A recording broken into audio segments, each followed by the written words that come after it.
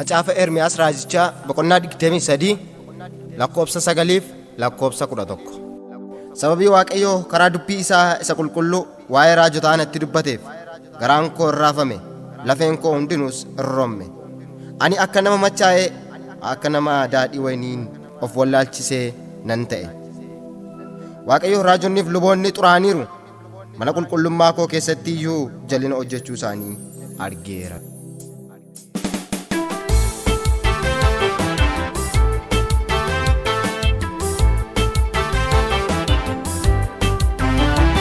Ermiyaas dhaloota baraasaatiif boojuudhaan biyya Baabiloon naqxuu jedhee labsee, naani'aan jaallatamuudhaaf jedhee gowwoomsee waanjoo gabrummaa isaanii irraa cabsee. Ermiyaas baraas hin jaallatamne filateeraa wanta dhugaa dubbatee gidirfamu. Nus beeknaa ammaduun dhugaa baatutti yeroodhaaf warra akka anaani'aani muudamu. Lallabbii wangeela badhaadhummaan hundumtuu miila tokkoon dhaabatee, gowwoomsaaf sobaatu leellifama fal'aadhaa dhugaan hin qaaneffatee. Akkuma kan Musee bitaacheessu kan Gibxii uleen bifa godhatee,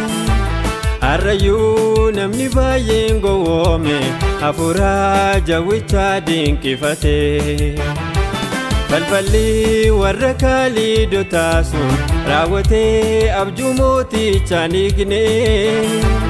Waaqayyoo saba isaaf deebii kenne gowwoomsaaf soba gidduutti hin dhiifne. Raajonni warra Ba'aaliyyanii eeganii deebii yeroo dhibamu, dhiyoodhaa daangaan raajoota sobaa kan inni ibiddaan saararamu.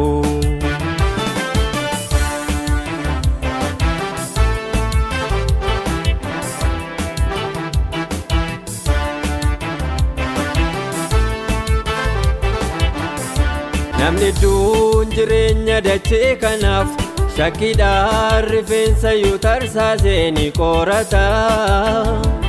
Hundumtuu salphaatti liqimfamuuf dhamdhamee bishaanuun alanfataa of eeggata.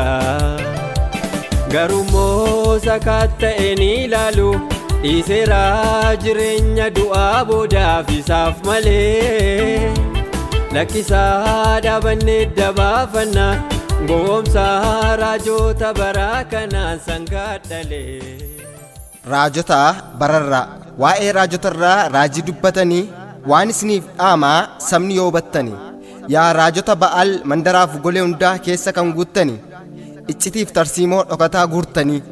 sabni akka hin hubanneef wangeela baattanii maqaa Kiristoosiin sagalee ol kaasuun lallabaa dhuftanii, tarsiimoo dhokataa isin duuba jiru akka hin hubatamneef waan gaariin kultanii inni keessa jiru akka bakkee hin baaneef raroo oolaa uffachuun lafa kan dhaaltanii, biddeena xuraa'aas sabootaaf laattanii, barsiisa keessaniin kaan macheessitanii, ilmaan namaa hedduu kan dawweessitanii, kumaa kitiladha hafuura fakkeessaan kan wallaalchistanii, yeroo dubbattanii Waaqayyo akkas jedha jechuudhaan aadattu. Hafuura xuraa'aan bakka buufamtanii maaf ooda dubbattu? Guutummaa addunyaa of duukaa iriirsaa, lola Armaageediyooniifis mootota qopheessaa, hiyyeessaaf sooressa xiqqaaf guddaa mara beekaadhaaf wallaalaa hunda wallaalchistan eenyuutu isin bara? Inni ergamoota hedduu jalqaba goyyomse, urjoota samaa'iis baay'ee of duukaa hiriirse, iccitii isaan barre dhugaa hama jedhanii falmaa turan isaanii, xumurri isaa kunoo du'aan goolabame jireenya gananii.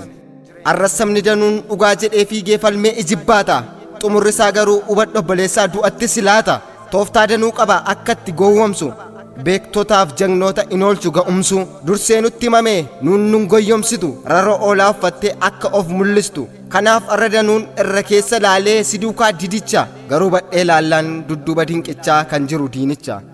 Lafa wallaalchisuuf fattee fakkaatanii afaan jawwee keessaa utuu gad ba'anii, Yohaannis argeera taatee gara boodaa kanatti ta'ani, dinqiif malaalleedhaan nama wallaalchisu, dhugaa wangeelaarraa dhaloota kaachisu. Baatee deema malee dhiiseera dhaloonni wangeela dubbisu, isa iddoodhaa badee qalbii saboota koo Waaqni haa deebisu.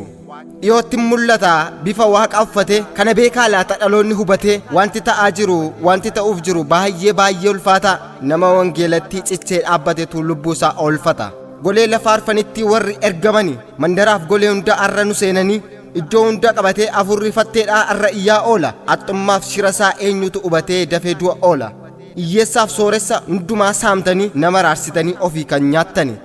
namicha soori'aa Elsaa yommuu fayyise sherfeeyyuun fudhanne wantoota inni fide hunduma isaa dide isin garuu faallaa maaliif gad adeemtu sooressi kabajaan iddoo isa olaanaa isin biraa argatu hiyyeessa hawwee dhabee sababa horii dhaatiif ala kan dhaabbatu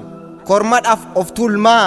jireenya qananii isatittiin saamtu kaleessa baay'eetu lubbutti dhabani mana irratti dabaltanii jaartu kumaan lakkooftanii badhaatanii jiraattu mee seenaa qoradhaa sababa raajummaaf eenyu kabajame Milkiyaas gaaf tokko waan dhugaa dubbateef Zedeqiyaan kabalame hidhamaa reebamaa agabuufaa bulaa turan warri durii mitiim akka keessan qurxii 9 murii konkolaataa malee takkaan lafan deemtu raajii ta'ee darbee eenyu qaba eegduu warri kaleessaa oo sababa raajummaaf mana gadhiisanii bosonatti galu isinoo akkas jettu siree babba'eessa irra malee rafuu hafuura kiristoosii warri geggeeffaman Yohaannis Faariitiin Phaaximoot geeffaman sababa raajummaaf laftiif namnuu jibbee moggaatti baqatu cubbuu ifatanii filatu jibbamuu ati waliin dhooftee fayyiteetta jetta bilisa baateetta jibbamuu jibbitee isa waliin eef bilisummaa harta ati VAT ishee akka bishaaniin uffee jettee deemta sababa raajummaaf halkan 40 guyyaa 40 Yordaanosiin keessa isa joore beekta waan baay'ee ilaallaan ati raajummaa miti jaamummaatti jirta hubadhu obboleessaa utuma argitu duukaa hiriirta namoonni baay'een yeroon kana jedhu abaluunfaa jedhu amma kun dhugumaa akkam soba jenna osoo kan hojjetu ilaamee hubadhu macaafni qulqulluun maal jedhaa yaadadhu ibidda waaqarraa hanga buusanittuu hin deemu of eeggadhu warra eeddummatee dirreerraa bookkisu chaanaaliif miidiyaan namatti hooqisu golee mandaraatti warra wacaa oolu dhiyootti ni dhufa inni isaan goolu Waaqayyo dubbatee utuu dheekkamsa koo lafa hin balleessin isiniif nan ergaa raajii Eliyaasiin raajota Ba'aaliin 450 Eliyaas dhaabbatee qofaa isaattiin falma hafuura Waaqayyoon inni geggeeffamu ni dhufa dhiyootti warra arratti kuulee utaalee burraaqus ni galcha kiyyootti mee angaruu saba koo waan xiqqoon sitti himu seexanni haxxeedha dammaqisiin ilu Yesuus dubbateera achi jira jennaan hin naqinaa jedhee dhaloonni tun beekin seexanatti of erge Yesuus dubbateera achi jira jennaan hin naqinaa jedhee dhaloonni tun beekin seexanatti of erge macaafni qulqulluun nutti dubbateera guutuu biyya lafaa wallaalchisuuf deemu kunoo argaa jirra hafuurri xuraa'aan goleef mandara hundaa wal ga'utti jiru kanaaf of eeggadhaa warra adda baatanii guutuu biyya lafaa dukkanichaan qabamteef ifatu laattanii Baabiloon kufteetti aatii ejjitootaa keessaa ba'aa jedhee dhaamsa isiniif dhaama ergaan ergamootaa hunda macheessite daadhii dhangagga'aa isheen isaaniif laattee dhaloonni wal ga'ee soorata ishee nyaate digdiga isaaniitiin macaafa qulqulluu maaddii qulqullaa'aa nu jalaa faalanii namnuu addan baasne hafuura irribaan wanta qabamaniif afaan haaraa jedhee sanni himimsu kennaan toora qaba kan itti hiriiru xiqqaan raajii jedha guddaanis arraajii abbaa keessan biraa akka ergamtanii nan arga sirriitti waan lafarraa malee namaaf hin raajjani hin sooromtan guddattaa afaan irraa dhabdani hafuura lafarraan akka ergamtanii sirriitti mul'ata waa'ee mandarattii ishee biiftuu garasii eenyutu dubbata ergamni keessanuu waan lafaan qabdanii qopheessa samaayii sabni hadagatanii macaafni qulqulluun qoraa laalaa jedhe yeroon isin ilaalu meenee tekel uufaare sin jedhe kanaaf ati kufteetta ifa dubbii isaatiin garuu sin hubatu danuu wallaalchista biyya lafaa irratti ilaa yaa sabarraa abboonni keessanuu akkanuma godhan ifa dhugaa mormaa siidaa wareegamtootaa qalama dibani yeroo ilmi waaqayyoo biyya lafaa dhufe iccitii isaanii ifatti tarsaasee callisuun hin lufne dubbiin dubbatu hunduu ajeeffatee luboonnuu mormani boodarra immoo sobaan isa ajjeesanii kaleessa Eeliyaas faa warra akka Ermiyaasiif maqaa gantuu laatu har'a immoo sobanii jedhanii dubbatu wayyoo anaa nyaatu dheengadda luboonni Kiristoosiin morman fannisanii ajjeesan har'a immoo Kiristoosiin gooftaadha jedhanii lafa macheessan in sobaaf eeggadhu dhaloota kanatti maqaa Kiristoosiin lafa kan fudhate hortee majaraati Waaqayyo biraatii ergamne jedhanii raajii nutti raaju mul'ata fakkeessaan dhaloota rarraasu Waaqayyo akkas jedha kunoo argaan jira ilaa jedhu ba'aan kee hundumtuu sirraatii fuudhama rakkinan argitu abdii sobaatiin imaan bokoksitu lafa soogiddaa irratti margi yoomuun biqilu bara dhufu booddee ilaa nagaa bu'a utuma jettanii barri baraan darbee barri nurraan dhume kana ta'e bu'aan raajummaa fakkeessaa wanta biiftuu gadi anin qabu iddoo abboon irraa badii waama kolfaataa tan raajonni bararra daangaa wangeelaarra akkamiin dabarra uffata keessanirraa uuba tokko eegdu utuun deemin dura qarshiin meeqa jettu utuu dhugaa ta'e qarshii 1000 ayyaana gurgurtu tola nuuf kenname ayyaanni waaqayyoo isin kana mormuun horiif maa kurkurtuu akkuma dubbatu macaafni mul'ata walga'ii seexanaa ta'eera inni har'aa eenyutu hubata nama dhugaaf falmu achi ofirraa dhiibda dhugaa gatii qaalii olii gadi diigda Yohaannis moggaatti achi ba'ee iyyee soba rommisiisa innarraa burraaqee waltajjii irraa utaalee jallina horsiisa awwaannisa nyaatee damma barbaaddate beelaaf dheebuu obsee dhugaadhaaf dhaabbate inni yoom sossobee abdii sobaatiin dhaloota fajache ilmaan maarrataanana jedhee isaan ifatee warra cuubamuudhaaf gara isaatti yaa'e saba akeekkachiisee jibbamuu filate malee dunkaana hidhuudhaaf yoom sharaa fidate luboota ifatee mootota durattis dhugaa ba'ee sababa dhugaatiif gara boodaattis lubbuu isaa dhabe dhaloonni irraa garuu biddeenumaaf jedhee maaliif dhugaa ganee kanaaf of eeggadhu raajota har'aatti akka of hin dhabneef biyya jannataati maal jedheen maal dhiisaa akkaataa dubbisaa naannoo na rakkisaa macaafa qulqulluu qajeelchaa godhadhaa adaraa lakkisaa egaa lafarratti waan baay'eetu bade namnis dhugaa jibbee hadheeffatee balfe jireenya jedheetu biliyoona hedduutu du'atti hiriire warra dhugaa balfe yommuttiin ilaalu garaan na finiine gaarii dhufaa yaannee hamaatoo nu marse waan baay'ee arguudhaaf maaltu janu jaamse beekumsa mataa koon dhugaa gingilchuudhaaf an of hin eeyyamu fakkeessaaf dhugaasaa kan itti adda baasu iji banamaansaa siinnaaf kennamu hoolota kee beektaa golee lafaa keessa maqaa isaanii waamta karra kanaa dhala warra qabdu sana dhiyootti ni yaasta karaa isa tokkicha samiitti geessutti walitti isaan qabda afaa dubartittiif waaqni kaayyoo qaba seexanaatiin badda wangeela isa dhugaa har'a dhaga'uudhaaf dhaloonni ni duude keessaaf alan qabu seexanni dachaasee qalbii keessaa fuudhe nohi utuu lallabuu wangeela isaa dhugaa dhaloonni fudhachuu didee gadamuura lubbuu saddeen malee biyya lafaa guutuu akkasittiin bade seenaan duraa suni akka irra deebi'u yommuttiin hubadhe garaan koo na baqe gartaa'eetti yaannaan garriif akkisaayyuu naannoo na rakkise dhoksaa kana beektaa yaa uumaa uumamondaa annusumaafan dhiise waan tokko si kadhaa ati naaf dhaga'i adaraa imaanaa lubbuu koo sitti kennaa biyya sanaan ga'i dubbii kee naaf kenni arraba koo saaqi hoolota kee sana karra baabiloonii dafii gadi yaasi nutis tokkummoomnee biyyattiitti gallaa maaloo nu gargaari ayichoota torban warra gara dhumaa ati nu baraari